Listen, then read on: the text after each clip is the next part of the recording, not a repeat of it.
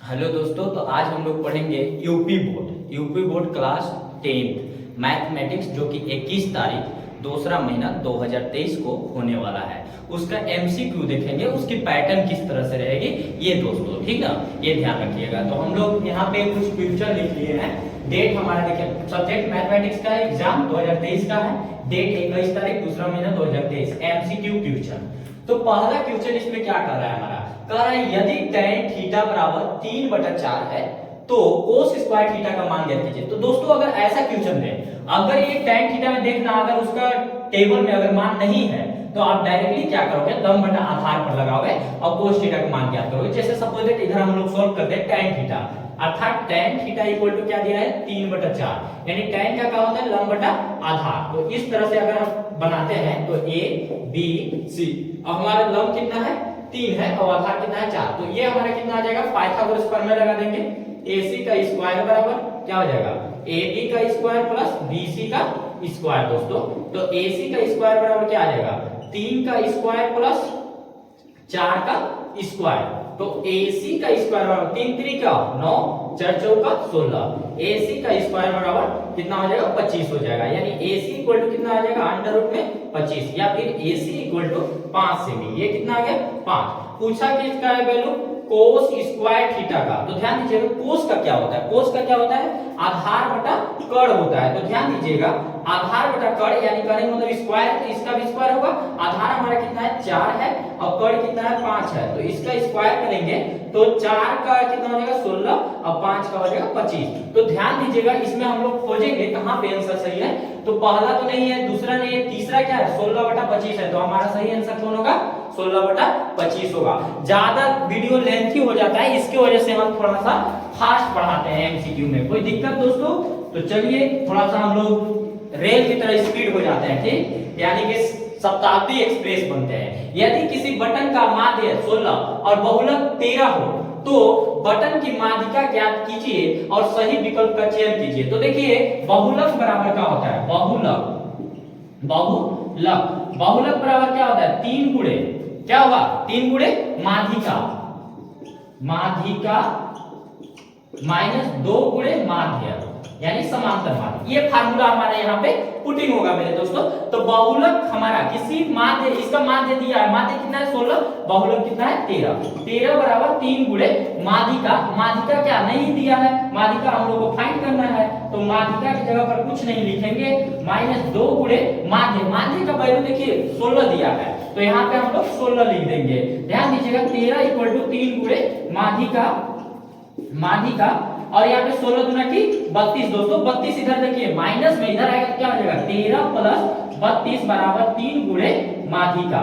ठीक मेरे दोस्तों ध्यान दीजिएगा, यहाँ पे क्या हो जाएगा, इन लोगों को जोड़ेंगे 3 2 कितना होता है 5 और 4 हो जाएगा बराबर 3 गुणे माध्यिका।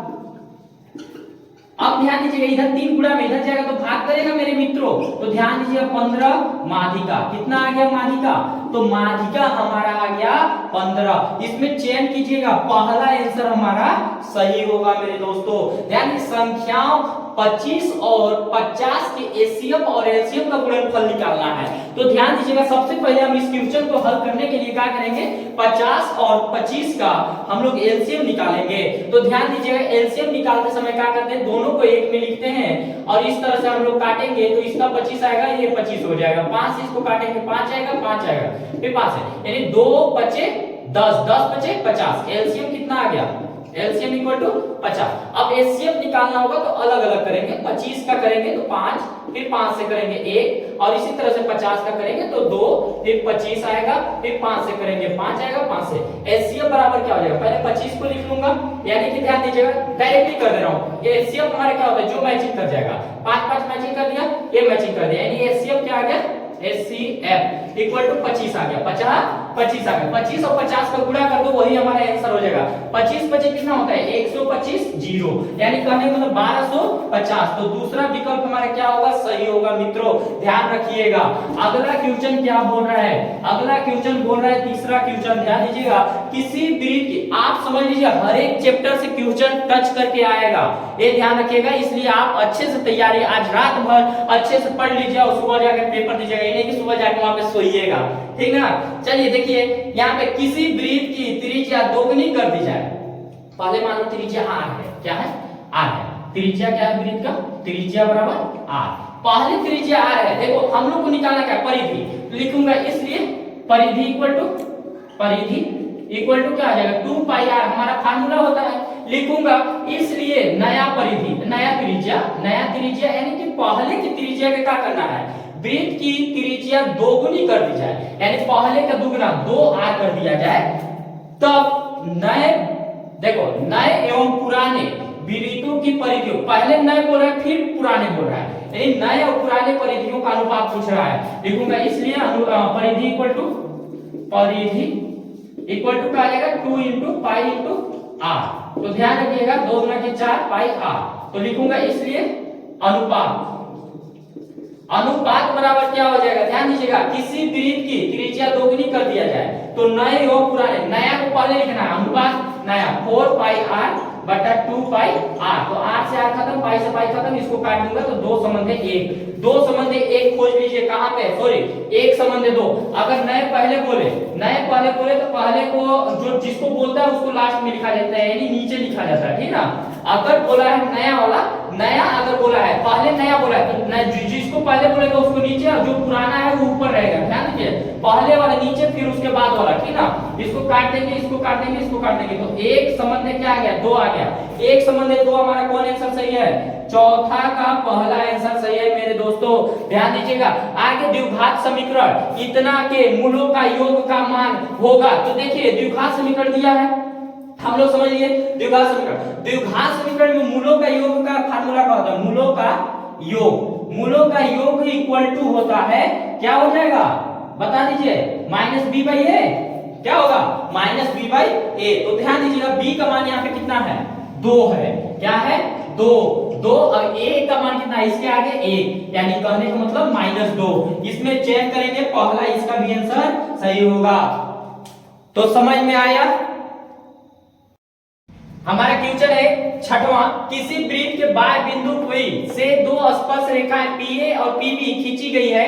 यदि PA 8 सेमी है तो PB की लंबाई ज्ञात कीजिए।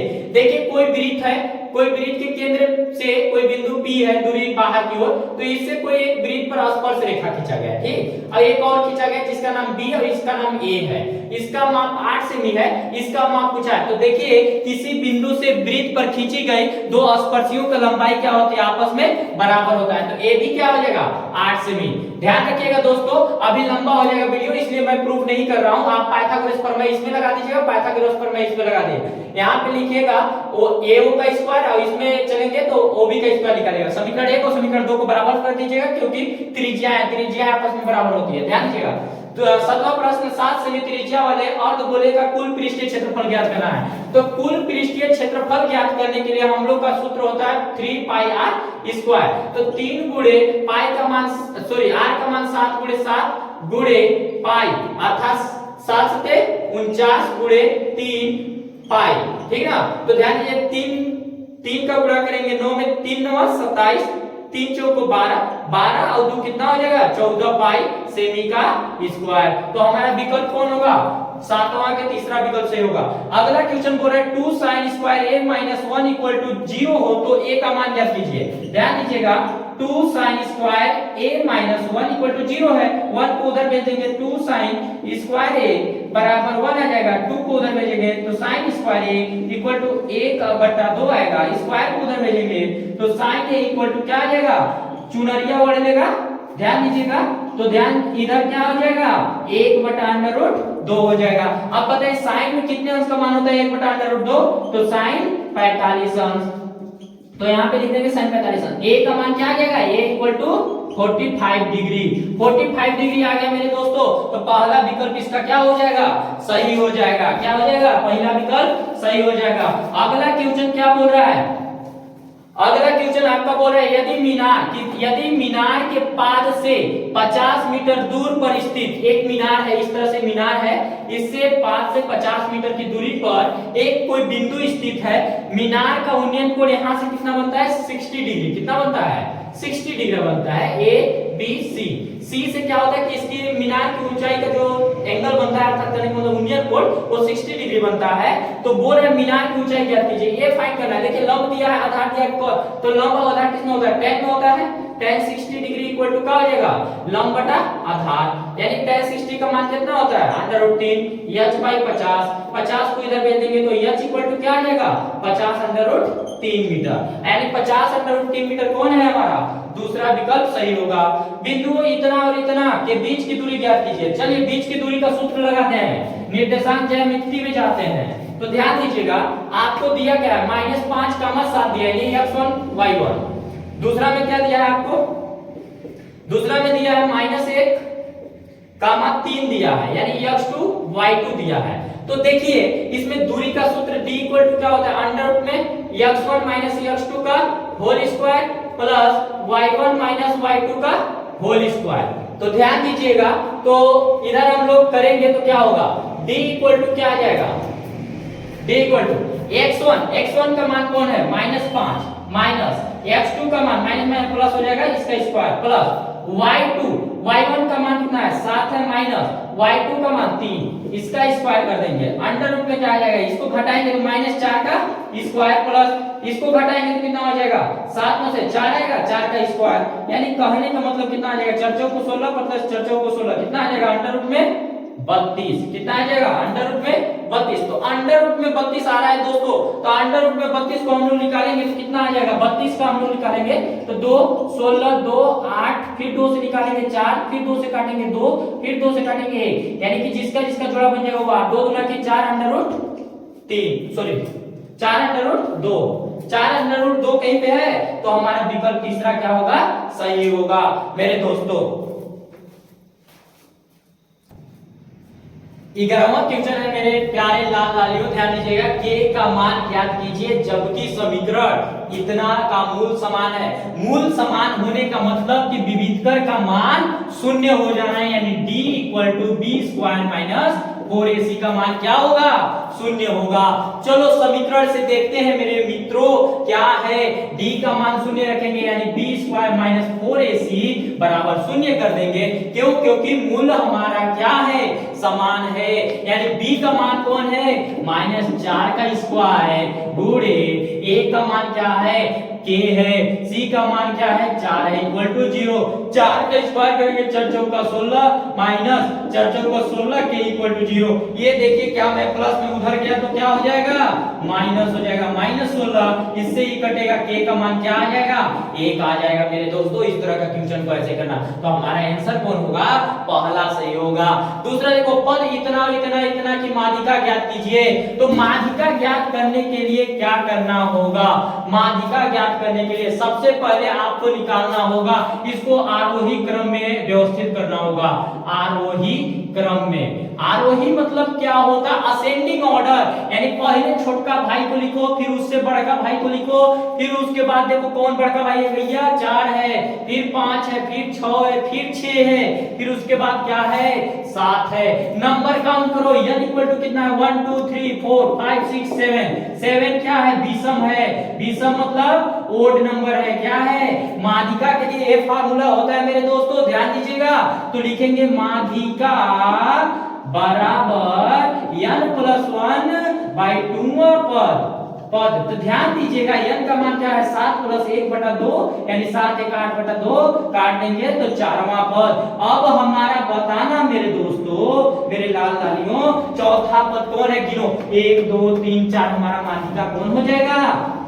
माध्यिका बराबर 5 आ जाएगा। 5 इसमें कहीं पे दिख रहा है, ये है हमारा आंसर सही मेरे दोस्तों। ये आंसर हमारा क्या है? सही है। आगे चलेंगे हम लोग। हमारा क्वेश्चन, नेक्स्ट क्वेश्चन क्या करना है? 13 नंबर। 13 नंबर बहुत मजा का है। क्या का है? मजा का है। 2 3 3 3 2 6 का बहुलक होगा। बहुलक मतलब नई बहुरिया जिसकी ज्यादा संख्या हो। 3 कई बार आया है? 1 2 3 बार। इन पूरे टर्म्स में सबसे ज्यादा कौन आया? 3 आया है, इसलिए बहुलक हमारा कौन होगा? 3 होगा। नई की बहुरिया आती है तो देखते हो ना, घर में सबसे बड़ा हो जाता है, इसलिए बड़ा हो गया, ठीक ना। यदि अल्फा तथा बीटा द्विघाती बहुपद इतना का मूल हो तो 1 by alpha plus 1 by beta का अनुपात होगा। सॉरी अनुपात यहाँ पे लिखा गया हो, चलो अनुपात होगा। चलिए अनुपात पूछ रहा है, 1 by alpha plus 1 by beta का अनुपात पूछ रहा है, जबकि इसका मान पूछना चाहिए। क्वेश्चन में कुछ गड़बड़ी है, थोड़ा सा देखिएगा तो ध्यान दीजिएगा। हमारा क्वेश्चन सुधर गया है। यदि अल्फा तथा बीटा द्विघाती बहुपद इतना का मूल है तो इतना का मान होगा। तो सबसे पहले हम लोग इसका क्या निकालेंगे, अल्फा और बीटा का मान निकालेंगे, यानी x² minus 3x plus 5 equal to 0 रखेंगे। तो ध्यान दीजिएगा, या तो आप ऐसे भी कर सकते हो या तो उस तरह से भी कर सकते हो, जैसे आपको करना अच्छा लगे वैसे कर लीजिएगा।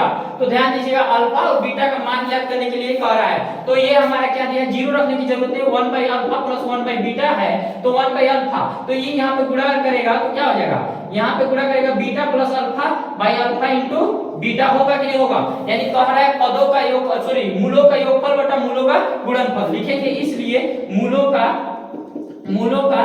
गुणनफल। सबसे पहले गुणनफल हम निकाल लेते हैं। गुणनफल इक्वल टू होता है alpha into beta equal to C by A. तो ध्यान दीजिएगा, अल्फा इंटू बीटा का मान क्या हो गया, अल्फा इंटू बीटा का मान, सी का मान कितना है 5 है, ए का मान कितना है 1 है, अर्थात अल्फा इंटू बीटा का मान क्या आ गया 5। उसी तरह से अल्फा प्लस बीटा अर्थात मतलब मूलों का योगफल ज्ञात करेंगे, तो इसके लिए माइनस बी बाई ए होता है। माइनस बी का देखो माइनस और माइनस 3 रख दिए बटा 1, अर्थात मतलब माइनस से माइनस कटेगा 3। अल्फा प्लस बीटा का मान क्या आ गया 3, तो हमारा इसका मान क्या हो जाएगा, अल्फा प्लस बीटा की जगह पर 3 और फिर अल्फा इंटू बीटा की जगह पे 5। तो हमारा आंसर कौन होगा मेरे दोस्तों, 3/5, अर्थात हमारा पहला आंसर सही होगा। पहला आंसर क्या होगा, सही होगा। आगे बोल रहे दो समरूप त्रिभुजों के क्षेत्रफलों का अनुपात 64 संबंध है, 100 है, तो भुजाओं का अनुपात पूछ रहा है, तो भुजाओं का अनुपात के लिए क्या लिखोगे, तो समझिएगा ध्यान से इधर, त्रिभुजों suppose that area of triangle ABC और एरिया ऑफ ट्रायंगल PQR बराबर दिया है, कितना दिया है मेरे दोस्तों, 64/100 दिया है। कह रहा है भुजाओं का अनुपात, तो हम लोग जानते हैं समरूप ट्रायंगल्स का क्षेत्रफल का अनुपात ABC by area of triangle PQR बराबर होता है AB बटा PQ का होल स्क्वायर। तो इसका मान रख देंगे 64/100 इक्वल टू AB बटा PQ का स्क्वायर, स्क्वायर इधर जाएगा तो अंडर रूट पकड़ेगा, 64/100 इक्वल टू AB बटा PQ। तो ध्यान दीजिएगा, इसको निकालेंगे तो 8/10 आएगा, इसको काट देंगे तो क्या आ जाएगा AB बटा PQ अर्थात 4/5। तो 4/5 हमारा कहाँ है, यानी 4 संबंध 5, पहला आंसर सही होगा मेरे दोस्तों। 16वां क्वेश्चन है, यदि किसी पासा को फेंका जाता है तो उसका प्रायिकता होता है। देखो मेरे दोस्तों, कोई पासा को अगर फेंकते हैं तो उसका प्रायिकता क्या होगा, पासा में 6 होते हैं अंक, तो कोई अंक आने की प्रायिकता क्या होता है 1/6, अर्थात कहने का मतलब उसको अगर एक बार फेंकेंगे तो कोई एक ही अंक आएगा, ये ध्यान रखिएगा। समरूप आकृति होती है, समरूप मतलब समान सकल, जुड़वा, भाई जुड़वा बोल रहा है, जुड़वा कैसा, जुड़वा की बात कर रहा है मेरे दोस्तों। जुड़वा देखो ना, जुड़वा बचेगा में होता है त्रिभुज, क्या त्रिभुज समान होगा, नहीं एक समबाहु हो गया, एक विषमबाहु, अलग अलग हो जाएगा, जुड़वा नहीं दिखेगा, इसलिए त्रिभुज नहीं होगा। वृत्त सब एक जैसा होता है, देखो वृत्त कितनों बड़ा छोटा कर लो सब गोला गोला की तरह दिखेगा, इसलिए समरूप आकृति क्या होगा, हमारा वृत्त होगा। परमय संख्याओं का दशमलव होता है हर हमेशा शांत होगा और अपरमय संख्याओं का अशांत होगा मेरे दोस्तों। बेलन का आयतन होगा, यदि त्रिज्या दिया, बेलन का आयतन पाई r स्क्वायर h लगा दो, देखो पाई का मान कितना होता है 22/7 गुणे r का मान आपको दिया है, त्रिज्या कितना दिया 2 गुणे 2 गुणे h कितना दिया है 7 दिया है, तो ध्यान दीजिए 7 से 7 कट गया, 22 गुना की कितना हो जाएगा 44 गुणे 2 अर्थात कहने का मतलब 88 मीटर का क्यूब, कितना हो जाएगा 88 मीटर का क्यूब, पहला विकल्प सही। वृत्त का चतुर्थांश का क्षेत्रफल होता है, तो देखो ये तो होगा नहीं, क्षेत्रफल चतुर्थांश मतलब कि उसको इस तरह से 90 डिग्री पर काट के निकाल दिया जाता है, यानी कहने का मतलब थीटा की जगह पर 90 अंश 360 गुणे पाई r स्क्वायर, अर्थात कहने का मतलब 1/4 वाला विकल्प हमारा क्या होगा, सही होगा। मेरे दोस्तों धन्यवाद, आपको एमसीक्यू मैंने करवाया है, इसी टाइप पर क्वेश्चन आएगा। धन्यवाद, और आप मेरे वीडियो को शेयर कीजिए, लाइक कीजिए, सब्सक्राइब कीजिए मेरे चैनल को। धन्यवाद।